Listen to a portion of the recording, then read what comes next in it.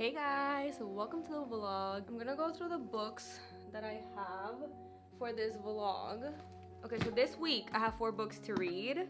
I am currently, I'm gonna say, let me check my phone because I'm reading it on Kindle as well. I am 25% into Ariadne. And then we have Abby Jimenez new release, Truly Yours. Abby Jimenez is one of my favorite authors, so anything she releases, I'm gonna go ahead and read. And this one sounds very promising, so we're gonna be reading that. And then we have Baby Teeth. I actually have no idea what this is about either. I saw it, and honestly, okay, I'm a dental assistant, so obviously anything that has teeth in it, I'm like, count me in, you know what I mean? Like, I love teeth, as weird as that sounds. So when I saw Baby Teeth, like, what?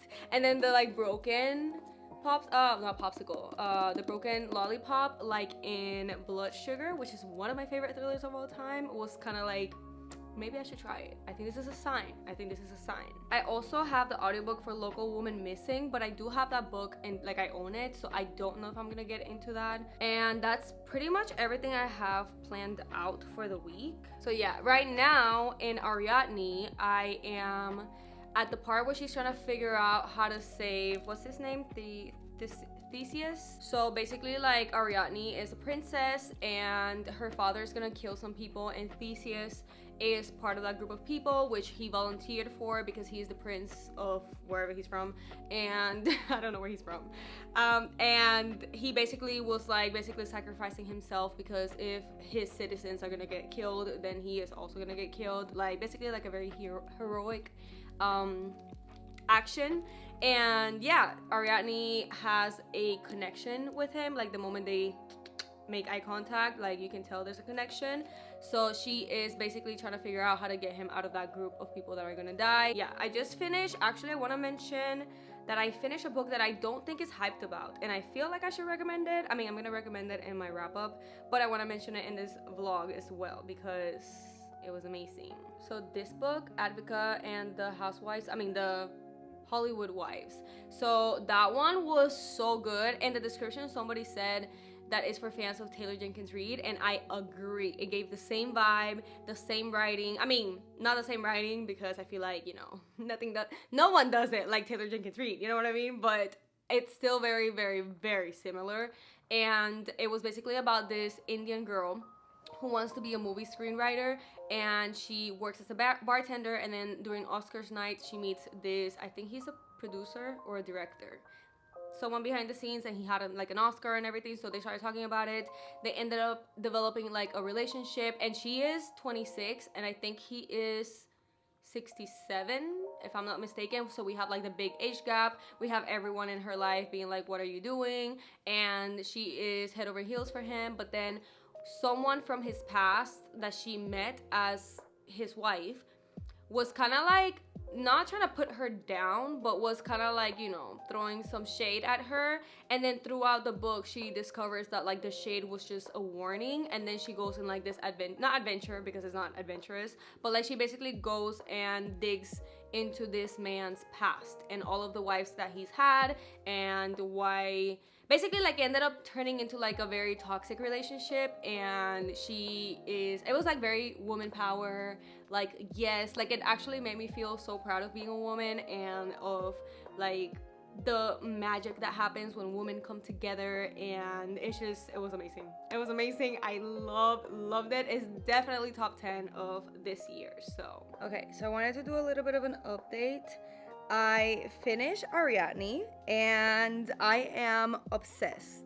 Like, there's no better word for me to describe what I felt reading this book. Like, I'm obsessed. So I finished it and it was amazing.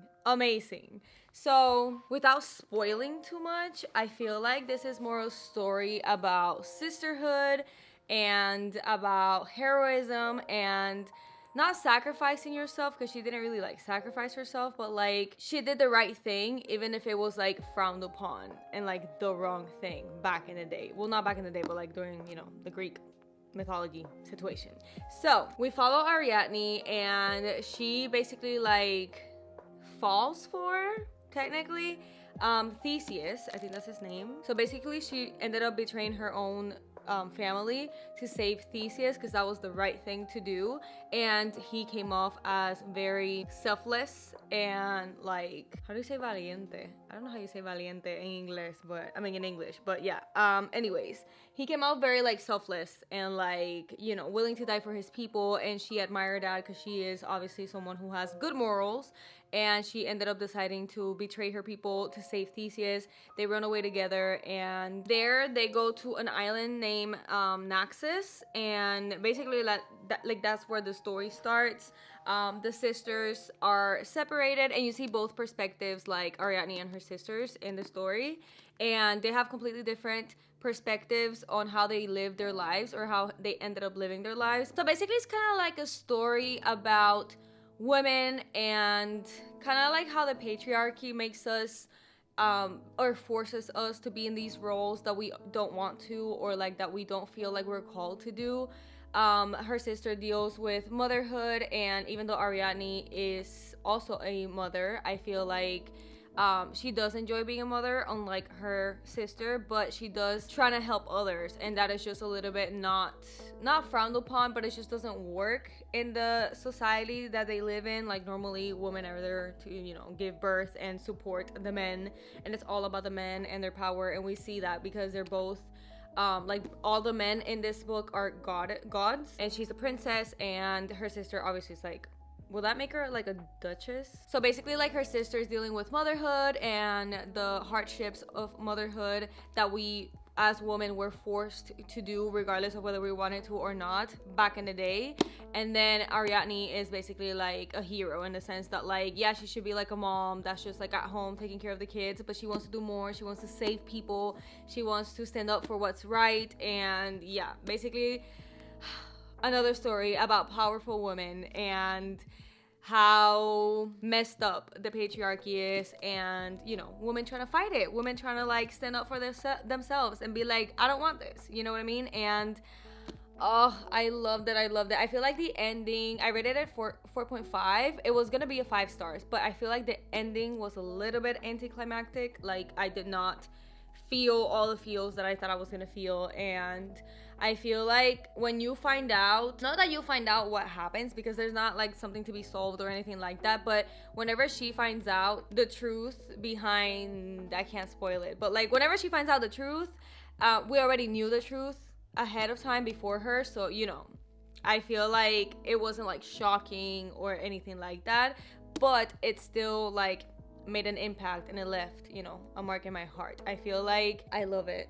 I cannot wait to buy it. I think in this vlog I'm reading a lot, like in this week I read a lot of good books, and like last week, and then this week I feel like I'm gonna read a lot of good books as well, and I'm gonna end up buying them. So I think we're gonna do some shopping, some book shopping in this vlog. I did do some shopping yesterday, so I want to do a little bit of a haul. I ended up getting this brightening toner from Bioma. I'm just trying to get more things from like Target or like stores that ship to Germany. Target does not ship to Germany, don't quote me on that, but they do ship to APO addresses, so that's me. Okay, so I want to be able to get into a skincare routine that I can find the products either in Europe or I can get them in the mail. And this one is from Target. This is a brightening toner. I only used it yesterday, like last night, so I can't tell you if I've seen a difference. I also got the Naturium azelaic topical acid, and this one helps with brightening, so I decided to go for it. And it also has like niacinamide, which is something I'm trying to cut off. Not cut off of my routine, but like you don't need that much niacinamide in your face for it to do what it has to do. So because so many products nowadays come with niacinamide, I am gonna stop using mine, which is this one, the Glossier one. This is the best niacinamide out there. It has a low percentage, I think it's like 5%, which is like what you need. And then it also has zinc, which helps with inflammation. So that's why I really like this one. But like I said, you don't need that much niacinamide, and the more you put in it, the more negative the effect is gonna be. So I'm trying not to put that much in my face. I also got this ROC retinol complex. You guys, let me turn this on because I feel like it's a little dark in here. This is life-changing. I have never in my life found an eye cream where I saw effects, like ever. Like I am literally one of those people that say, you don't need an eye cream, you don't need an eye cream, but I decided to try this one out because it has retinol, and I bought it for my wrinkles, but I do have like these dots underneath my eyes that I've had my whole life, and no matter what I put on them, they don't go away. This did it. This did it. I cannot believe it. I cannot believe it. I am still, like, I'm about to be 30 years old. It took me like 15 years, 10 to 15 years to find an eye cream that works, that does something, and I feel like my eyes look so much better. Like, I don't want to hype it up too much. I don't want to hype it up too much, because then if it doesn't work for you guys, then you guys are gonna come at me. And then I got 2 makeup products. They're both from Rare Beauty. So I got the Rare Beauty concealer in the shade 190. That's a little bit light. Like, it's good now and it does a lot of brightening, but I do feel like whenever I go to Puerto Rico and I start getting a tan, I'm gonna have to go back to my e.l.f. camo concealer and then use this one for like the inner corners to highlight and stuff like that. And then I got the Rare Beauty bronzer because if you guys are thinking about having kids, this is what happens to your makeup. I hadn't touched pan yet, so this whole pan, that was my daughter. All of that powder that was there was all over it. It was a mess. And I've been meaning to get a cream bronzer because I love cream blush. You guys, this thing blends so easily. Like, I have never, like, I'm one of those people that are a little bit intimidated by something like this. Like, I see it and I'm like, am I gonna look crazy? But like yesterday, I did it like up here, down here under my lip, and then I did like the tip of my nose, and I also did my nose, and I looked snatched because I have like an oval face, so I don't like contouring, you know what I mean? Because I already have, like, you know those things that people are doing nowadays, the surgery, buccal fat removal, I think it's called. That I have that like naturally, and it's actually one of my insecurities. Not insecurities, because imperfection is beauty. I have it tatted in my in my body, but I do, like, whenever I'm doing my makeup or like I take pictures, I do notice that like my face is a little bit, like, it's already like oval and I don't need any more contouring, and then this is like, you know, like, I don't know, whatever. Anyways, whenever I do use contour, it's more to make my face look like shorter because it's oval, you know, whatever. The point is that I only put it like in this part of my face, not the sides. So I don't know how it does contouring, but it does work for the forehead, the chin, and the nose, and it blends. I'm gonna show you. And then I use this. I know that they went bankrupt, which is not something I'm sad about, not gonna lie. E8 by Morphe, but it's just like one of these little tiny brushes. And then if you got the Jaclyn Hill brush collection that one time, this brush is in it. But yeah, look at that. Look at, are you kidding me? Like, where are the lines? Where are the lines? Where's the, what? Beautiful, beautiful. I have no words for that product. It's amazing. And I think I'm gonna be obsessed. I think I'm gonna be a contour stick girly now. I did repurchase my Native because I don't know why I can't go to sleep without deodorant, and obviously I don't want to put aluminum in my body at night if I don't have to, because who's gonna see me? So I decided to go for the Native one again. I've always go for Native. I feel like Native is the only like clean ingredients brand that works on me. I don't like the scent that much, but whatever. It is the lilac and white tea, and I did get the cardboard packaging. They did have my favorite scent in the plastic packaging, so you hear that, Mother Earth? That was a sacrifice I did for you. Okay, I am at around 42% in the audiobook, and I think I'm gonna DNF. Like, I think I reached my point where I was like, I just don't, like, okay, the story is great in the sense that, like, I am super entertained and I want to know more, but I have kids, you know what I mean? And I know what a 4-year-old does. Like, my daughter is currently 4 years old, and I feel like it's a little bit unrealistic, and I don't know, I feel like the things that like they do, and I get that the kid is like probably possessed, so it's not her talking, but like I just can't look past it. And like I just listened to a scene where the girl, okay, so like the 4-year-old, let's call her by her name, Hannah. Okay, so Hannah is the girl, right? Like the little girl, and she's like a completely different person in front of her dad than she is with her mom. And I feel like as much as I love a story like that, it's getting to a point where I'm like, I'm annoyed at this kid, and like I just cannot with her. And she's 4 years old, keep this in mind, and she literally was like listening to her parents talk because she knew that they were talking about her because they're trying to put her in school and she doesn't want to go to school, blah blah blah, whatever, right? So she then like hears like a noise, and she was hoping that it was like her dad killing her mom, but it was them basically having sex. And like the girl literally went down the stairs, and like she got really close to where like she saw the whole thing.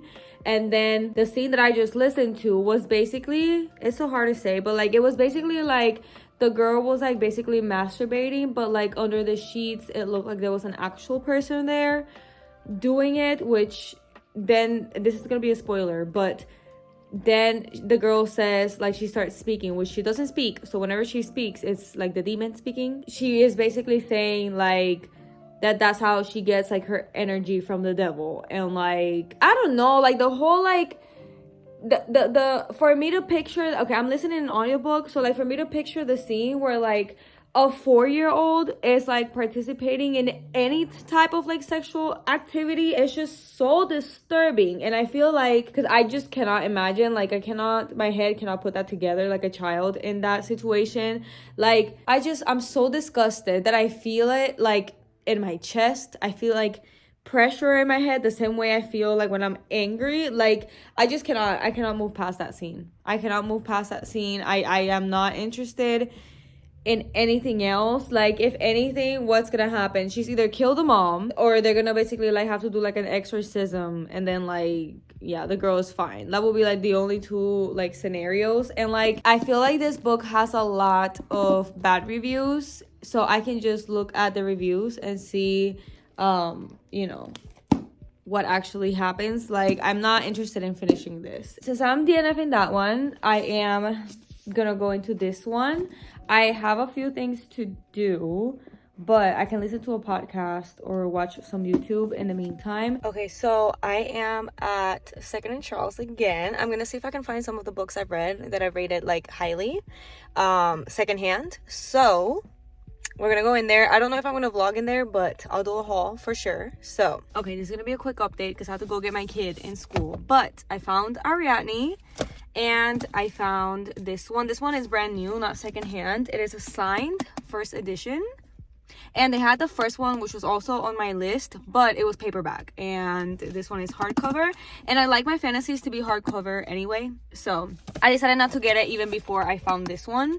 And then the other one that I was for sure gonna buy, whether secondhand, new, or whatever, was Advika and the Hollywood Wives, and they didn't have it. I even made the lady like in the register look for it in the system, and she said that I didn't have it. So I'm gonna have to find that one somewhere else. I really hope I can get it secondhand though. Okay guys, it is 9:12 at night. Oh my gosh, my veins are insane. I just took a shower. I'm gonna do my skincare, but I'm gonna talk to you about the book while I do my skincare. I am on page 104, chapter 13. Okay, so it started as an enemies to lovers, but they have been getting closer. So I thought that they were gonna write letters like anonymously to not each other, but like, I don't know, like they wouldn't know that it was each other, you know what I mean? So I was surprised to see that they were not anonymous. He wrote her a letter first because he deals with anxiety, like really bad anxiety actually. I feel like this is one of, not the few, I think this is the only one, the only book that I have been able to see anxiety from a different perspective. Like, I know that like you get in your head and like it's like you have like your conscious talking to you the whole time and you overthink everything, but I feel like I didn't know it was that bad. Like, I feel like the way he describes it, or the way he describes like his feelings, I can understand them. Like, I've been there, just not like extreme, you know what I mean? So I can see how someone can get very like anxious like that, where they're overthinking. So with that being said, I feel like the best way to describe it is like extrovert, introvert, you know, not necessarily grumpy sunshine. I always wonder if I apply too much or too little. Anyways, so now they're friends. And I just love Abby Jimenez writing. I feel like she's one of the few characters where, like, if the characters are like in their own, like in their house, and you're just seeing them live like life, I don't get bored. Like, I don't go like, okay, what's happening next? Like, next, you know what I mean? Like, I need the next encounter between the main characters, you know? So I feel like I am definitely super into the story. Her brother is going through dialysis right now, and he's waiting for a kidney transplant.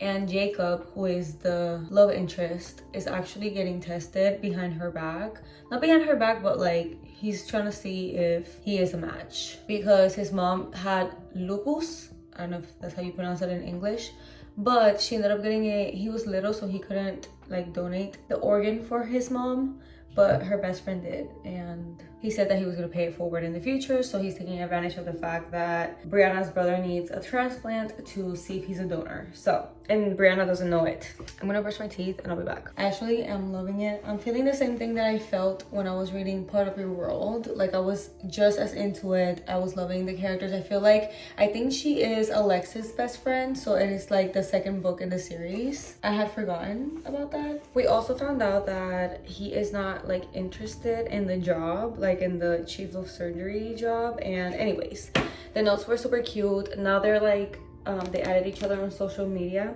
so they're not doing letters anymore. They're like doing DMs, and then they also did a phone call. So we'll see. I am so excited. I cannot wait to keep reading it. You know how I said that he was like insecure and it was kind of cute? It's not really like insecure. He's just anxious, you know what I mean? Like, he has anxiety. So like in this scene, he told her, your pants are inside out, and she said, I know, the outside was fussier.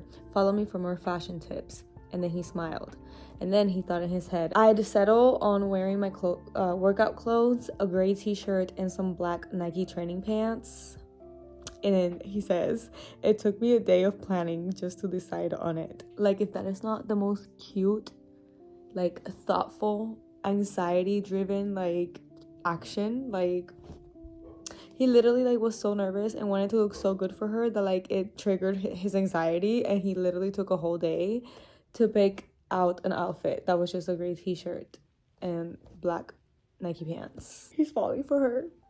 And we're halfway through the book, so they're like at each other's house like for the first time right now. So I am hoping that we get a little something, like at least like a moment or like a kiss or like a touch or something that's like progressing, because I'm ready.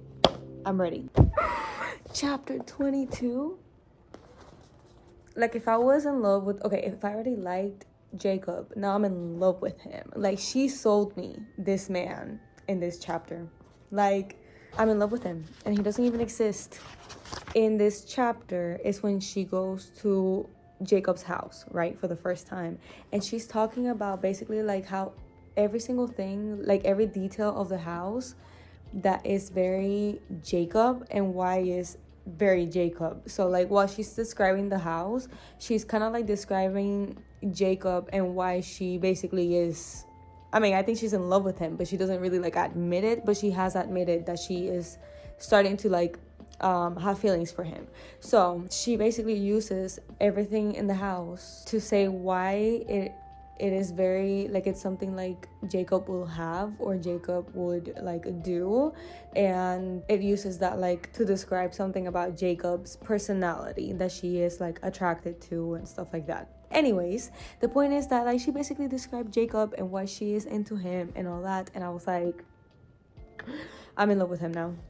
She convinced me like. And then like at the end of that chapter they hugged, and the hug was like the most intense hug I have ever read in a book. So yeah, okay, we got the perspective of him, like what he thought while they were hugging, and now the next chapter is him, like his narrative, and he's talking about like how beautiful she looks and like how he's falling for her. And then they're about to go into like the house, so this is like the first time that they have to like pretend that they're together in front of like his ex and his brother. So this is like the real deal. This is like the one, the one meeting they don't want to mess up. So I love that, because it's not only gonna be like, you know, oh, are they gonna mess up, but this is when they're gonna like start, you know, the body language, I guess, like between them. So they're gonna be hugging, they're gonna be holding hands. And like when you're reading a book about like pretending to be dating, those are the moments, those are like the best moments, because you're like, oh my god, they're not pretending. You know what I mean? Okay, I just wanted to say that because I'm about to get into it, and I am low-key regretting not annotating it. So there's that. I wanted to know if she ever thought of me like I thought of her, if she got excited to see me, if she had feelings for me beyond our friendship, or if she'd ever thought about it being more than this. I wanted to know if any of this was real, because it was starting to feel real, at least for me.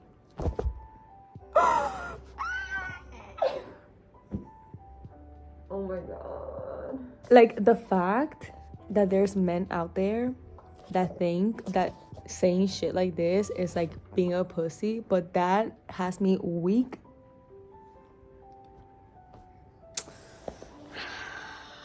I love an emotionally aware man. I love that. Oh, yes. There's nothing hotter. There's nothing hotter than being confident and also like emotionally intelligent. Hot, very hot. Also, I just remembered that I had my new mic and I haven't used it. Hello. So yeah, I am so excited about this freaking book. It's giving me the same feelings that I felt when I was reading Part of Your World, which is the first book in this series. And like, I just love her. I love her. Her romances are always the best. Oh my god, I can't. Okay, so I don't want to spoil the situation, but they're like meeting Amy now, right? And Jacob says, this is my girlfriend. And Amy said, I know, a little too brightly. They told us you had one. We couldn't believe it. And then he said, I don't think she meant it to come out like that, but it did. And I felt Brianna tense next to me. Wait for it. I know what you mean, Brianna said curtly. When Jacob told me what this party was for, I couldn't believe that either. If that is not the best fucking burn I've ever heard in my life. Anyways, Amy's mouth fell open. Walter buried his nose in his cup of beer. Gwen sucked air through her teeth, and Jewel whispered, damn, double homicide, under her breath. I can't. Working with him, I love it. She looked up at me with stars in her eyes. I can just imagine her like being so petty. I can't. Okay. He's always saying stuff like that to me. He's so romantic. We're moving in together. My head whipped to stare at her. Amy looked back and forth between us. You're moving in together? She said it slowly, like maybe she didn't understand. Yeah, he practically begged me. I feel like she's taking it a little bit too far, but okay. She muttered something in Spanish. Yes, esta pendeja. Oh, I love it. This is not a drill. They are trapped in a room overnight. So this is a slow burn. Like, I feel like at this point, I'm ready for it. You know what I mean? Like I waited long enough. I hate slow burns where like stuff happens at this point. You know what I mean? Like, I want it here. I want it here, and I want at least 2 scenes. You know what I mean? Hopefully, we get, like, at least a kiss. You know what I mean? Like, a very intense kiss. And then we do, like, you know, full, and then the book is over. Hopefully. Brianna was a catastrophic life event, a thing that changed everything, and I wouldn't be the same after this. All the women I'd ever met, and all the women I ever would, fell away beneath her. She had me, and it wasn't because I was slightly buzzed or feeling sentimental or because of the way the fire lit her face or how my shirt clung to her body. She had me, and I suspected she would. She always would, no matter how this ended. You know how I said that he's an introvert and he doesn't talk? What does this one mean? She whispered. This one what? I said softly. She opened her beautiful eyes and looked at me. This quiet, she said dreamily. I know all of your quiets. I know when you're alone with me and you're quiet, it's because your brain is still. And when you're in public and you're quiet, it's because your brain is loud. But I don't know this one. Which one is this one? That is what she's asking about, the fact that he was quiet, thinking about what I just told you. Like, the fact that he was in love with her. I held her gaze. This one is you. Oh my god. She smiled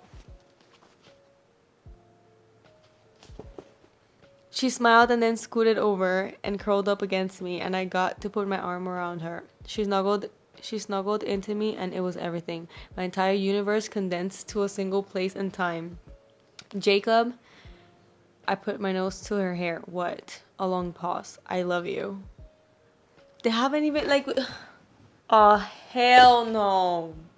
He's gonna make it seem like, oh, she's just drunk. The door was open.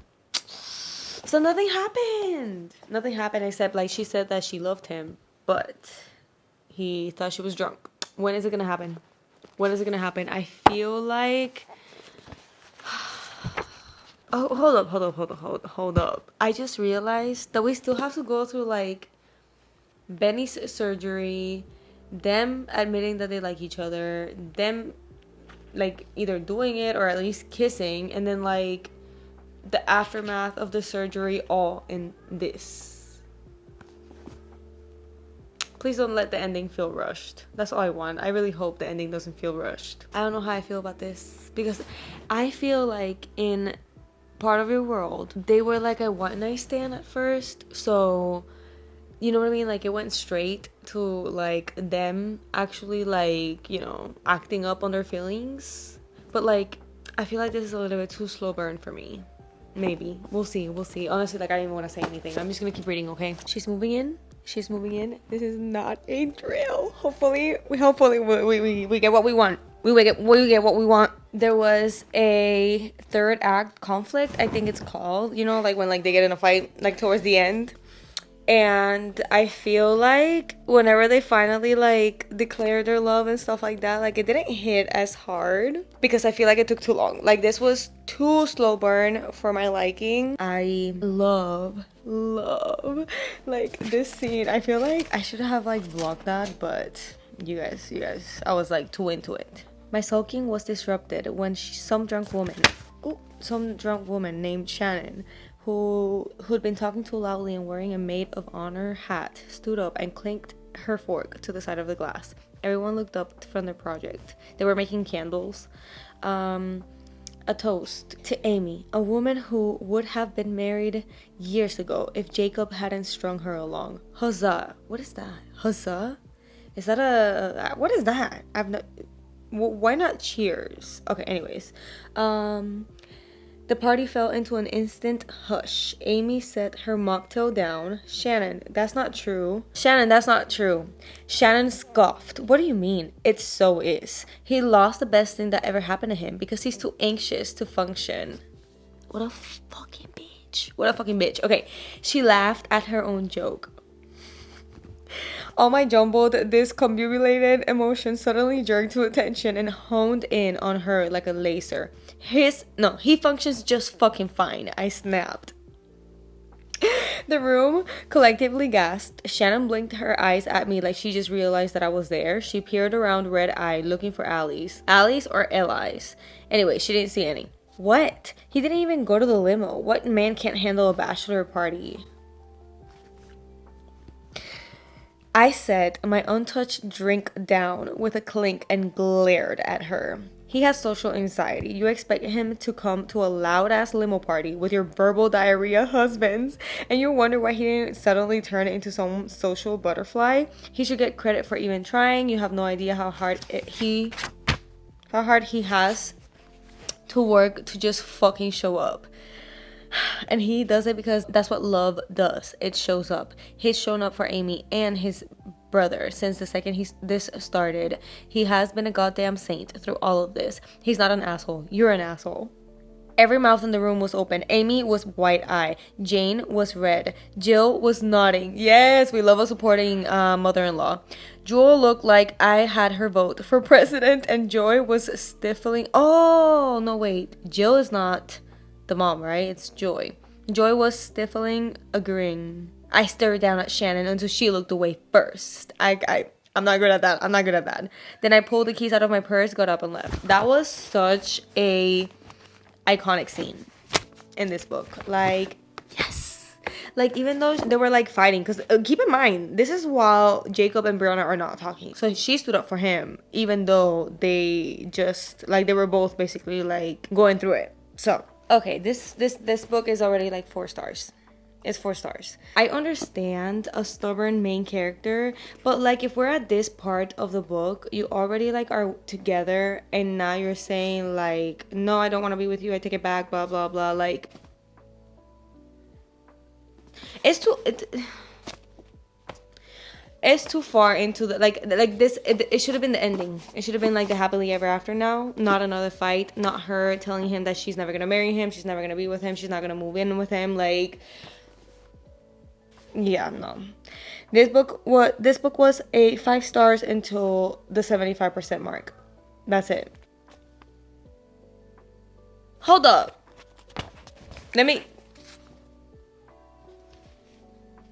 She just said that she's pregnant. So you left Jacob because you were pregnant? No. Like, this is 4 stars. 4 stars right now. He'd make a good papa, a good husband, and I don't say that about every very many men, mija. I'm not marrying him.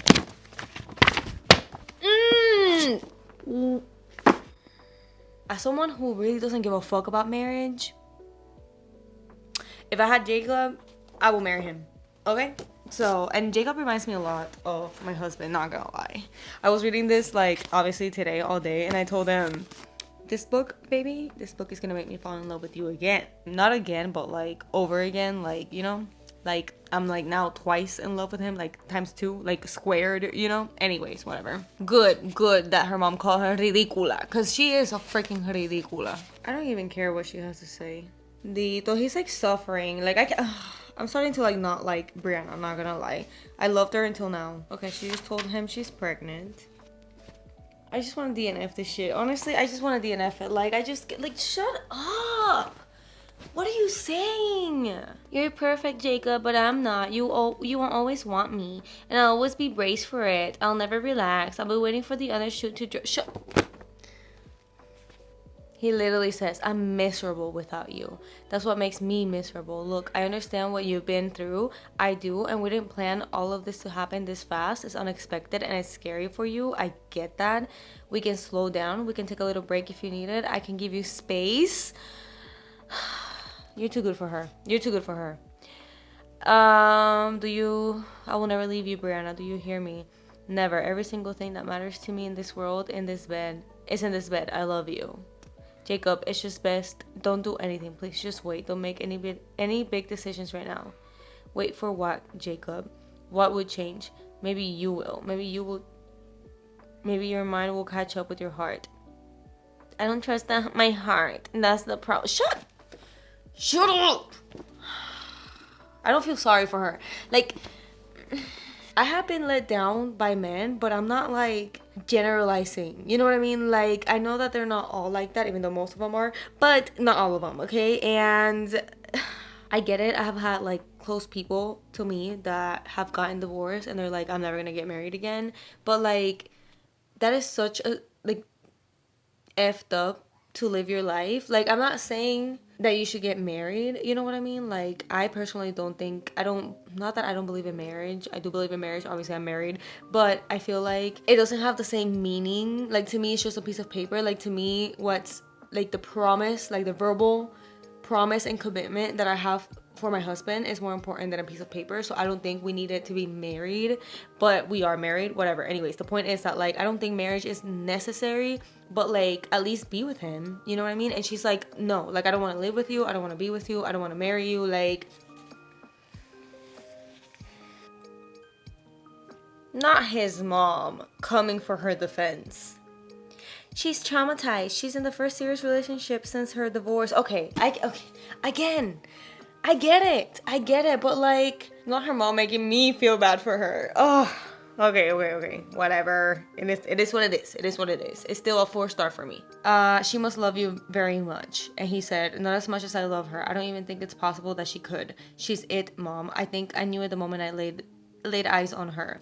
And then she said, she smiled gently at me and put a hand on mine. I want you to know that watching two completely strangers fall in love has been one of the greatest gifts of my life. And he said, what do you mean? She grinned ruefully. Come on, Jacob. It's my job to know when it isn't real, and also when it is.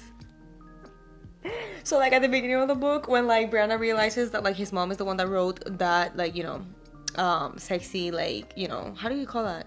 It was like a book about like relationships and stuff like that, that they were like, oh shit, like your mom is like the pro at relationships. She is the pro. She knew they were faking it. Oh my god. Okay, we're in surgery day, so we'll see. I love that Alexis is part of this book as well, and like we did go back to her little small town and see Daniel and all that. I love that. It was a notebook. It was a journal. His journal. Oh my god, I whispered, picking it up. It was his diary. Why? I opened it to the page with a green post-it sticking out. It said, this is the day I met you. Start here. He wanted me to read his diary. I was breathless. Oh my gosh, are we gonna read? If we get in the next page his actual diary, this might go up to like a 4.5, but I don't want to get my hopes up. We do, and like, oh my gosh, he is gonna, I bet he's gonna finish it with yours truly, which is what she said, that she wanted like her letters to finish, you know, what, anyways, whatever.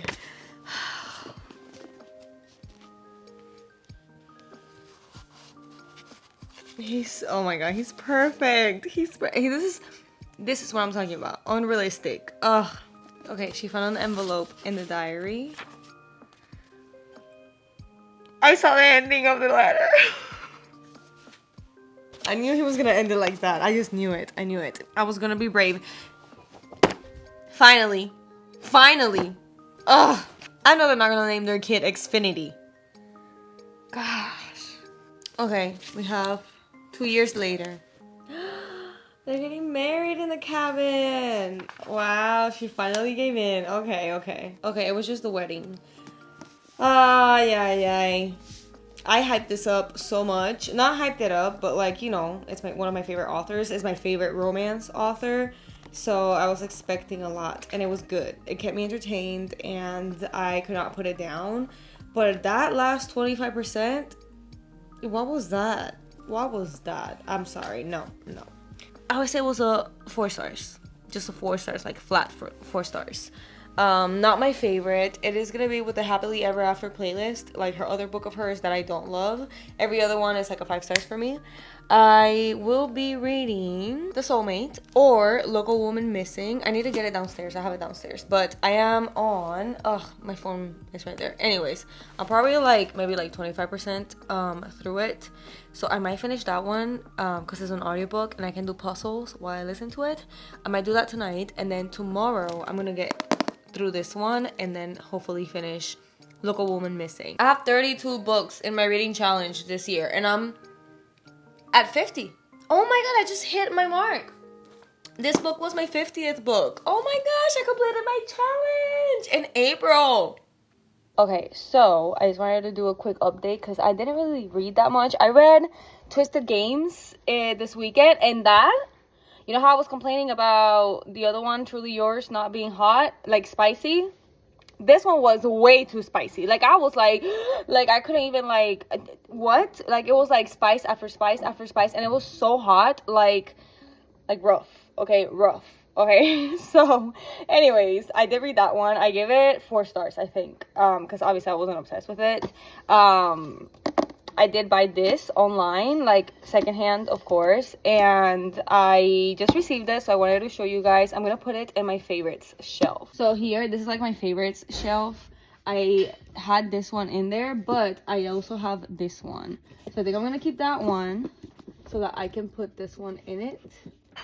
I don't know what side to put it on. Hopefully they fit. I don't think they're gonna fit, but if they don't fit, I can also take this one out because I have this one. Oh, it fit. Okay, so I just added it to my favorite shelf, and then my decisions on the 6 is gonna go up here.